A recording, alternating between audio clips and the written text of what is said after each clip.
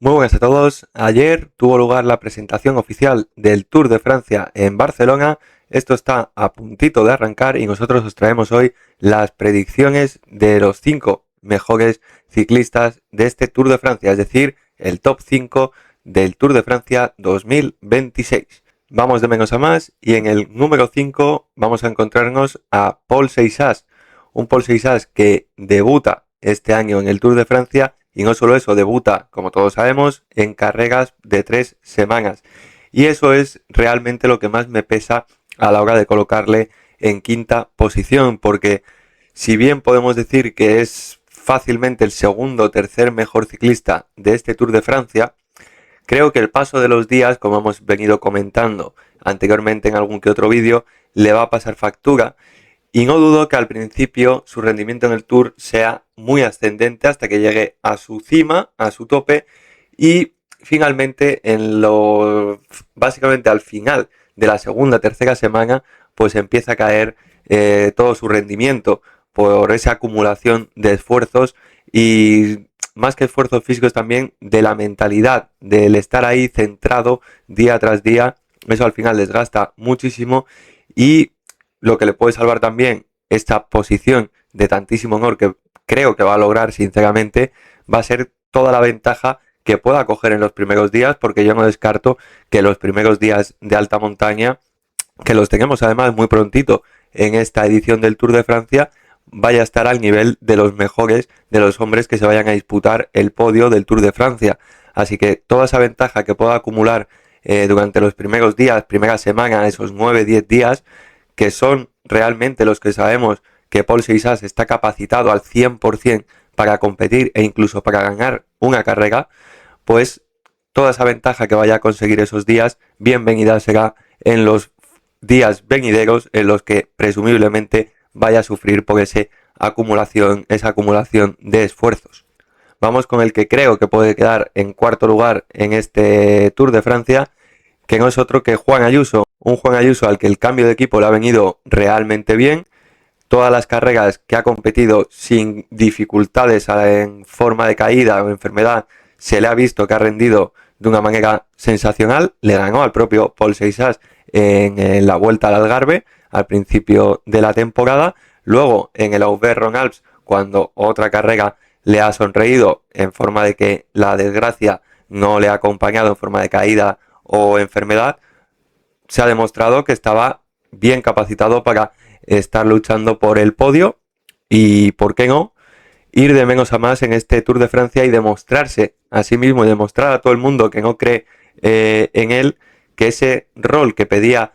protagonista en el UAE y que evidentemente no le podían dar ni se lo pueden dar a nadie que no sea Tadej Pogačar, pues estaba justificado esa petición y esa salida del equipo del UAE pues le ha venido bien. Es el día, es el momento en el que Juan Ayuso debe reivindicarse, debe dar un golpe encima de la mesa y consolidarse como una de las esperanzas del ciclismo español para luchar por las grandes vueltas. Y entramos en lo que para mí va a ser el podio del Tour de Francia 2026.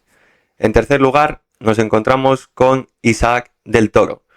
Un Isaac del Toro que, tal y como dijo ayer ya Tadej Pogačar, es un hombre que está preparado, estaría capacitado ya este mismo año para competir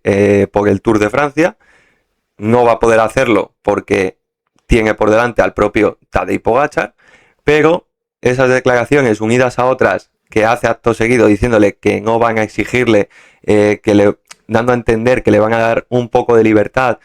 y que le van a liberar de trabajo, que no esperan nada en cuanto a nivel de clasificación general por parte de él y demás, pues creo que le pueden liberar de la presión que creo que nadie le pone encima, y eso unido a sus piernas,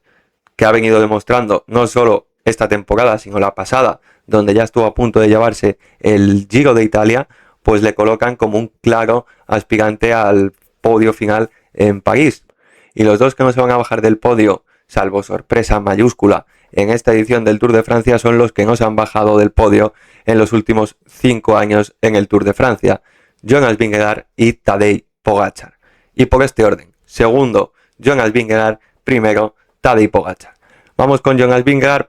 Poco hay que decir en realidad de ambos, pero destacar, evidentemente, como todos sabéis, que Jonas viene con los deberes hechos en realidad de la temporada. Ganó el Giro de Italia y ahora le toca competir contra sí mismo, contra su cabeza, para ver lo cerca o lo lejos que está realmente de Tadej Pogačar. Recordemos, el año pasado,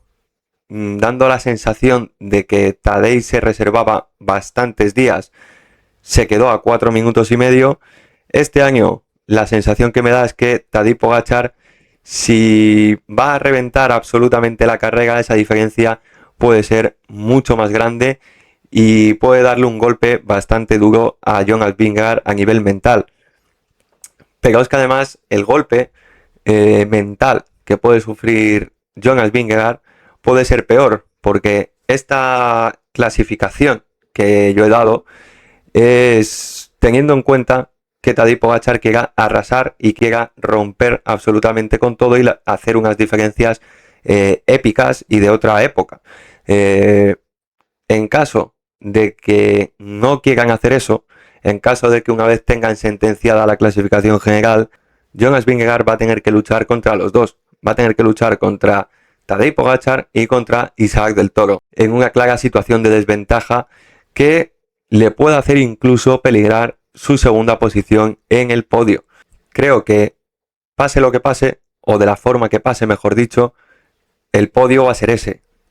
Tadej, Jonas Vingegaard e Isaac del Toro, y la duda, como digo, es si Tadej va a querer arrasar con absolutamente todo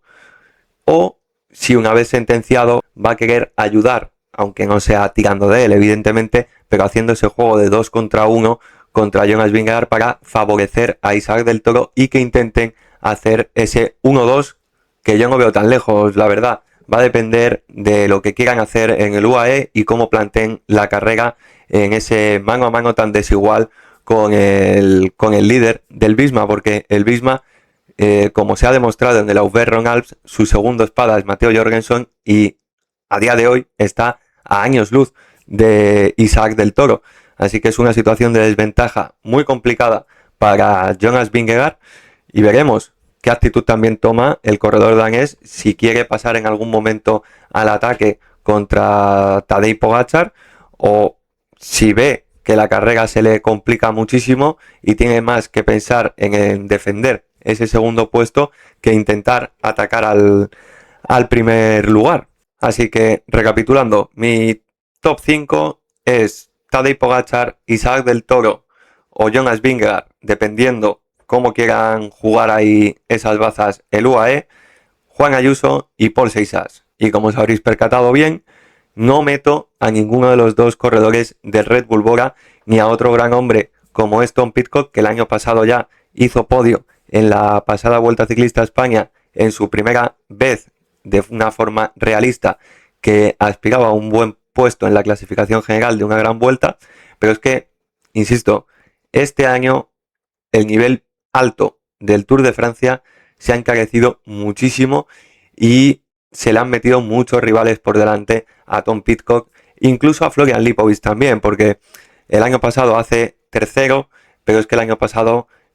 sus rivales más directos eran Oscar Onley y Félix Gall, que hicieron cuarto y quinto a una distancia relativamente corta, a una distancia relativamente pequeña, de minuto y medio aproximadamente, para alcanzar el podio. Este año Oscar Onley no está, Kevin Bakeland, que es la referencia de Ineos y que tampoco meto, creo que